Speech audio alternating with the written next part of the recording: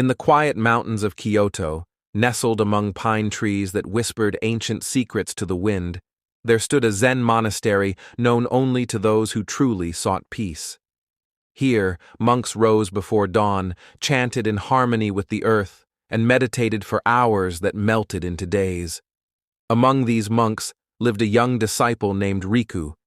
He was barely 20 summers old, with deep, ocean-like eyes that seemed to carry storms within them. Unlike the others who worked, chanted, laughed, and debated with the master in the courtyard, Riku remained distant. He performed his duties with discipline, but spoke to no one. He moved like a shadow, present, but always on the edge of disappearing. The Zen master, an aged man with a beard as white as snowfall and eyes sharper than any sword, had been watching Riku in silence for many months. He believed in allowing each soul to unfold at its own rhythm. But one day, as cherry blossoms began to fall like gentle rain, he called the young disciple to sit with him beside the koi pond. "Riku," the master began, his voice like calm water, "you are as silent as the moon, but the moon still reflects the sun. Why do you hide your light?" Riku lowered his gaze. For a moment, he said nothing. The breeze carried the scent of tea leaves and earth. Finally, he spoke, his voice almost a whisper. "Master, I am afraid. There is a storm inside me. My thoughts, they are loud, unkind, and constant. I fear if I speak, they will pour out and disturb the peace here." The master nodded slowly, as if this was the answer he had expected. "Walk with me," he said.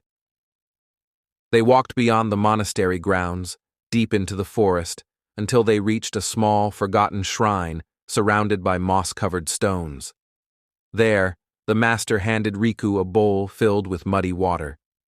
"Sit and hold this," he said. Riku sat, holding the bowl carefully. "Tell me what you see," said the master. "Just mud," Riku replied. The master nodded. "Now keep holding it, but do not stir it." Time passed. The wind blew gently, leaves rustled, minutes turned into what felt like hours.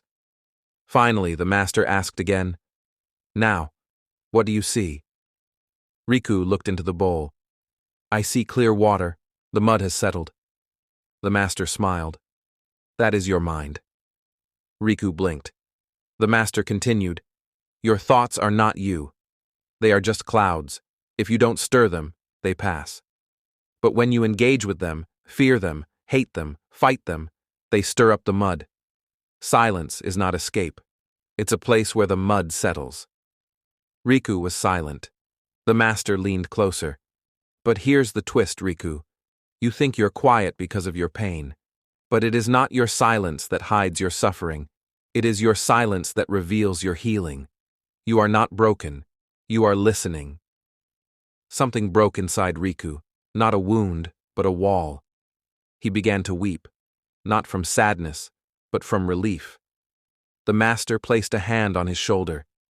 "Speak when your voice comes not from the storm, but from the stillness beneath it." From that day, Riku changed, not suddenly, but like the seasons, naturally.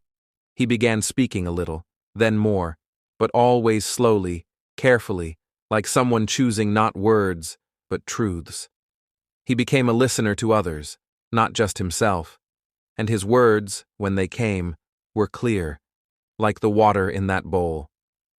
Years later, Riku himself became a teacher.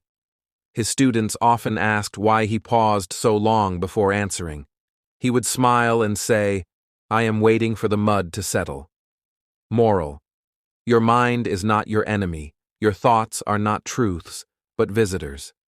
If you let them come and go without attachment or fear, you will find peace. Overcoming negative thoughts begins not with fighting them, but by stilling yourself enough to see through them.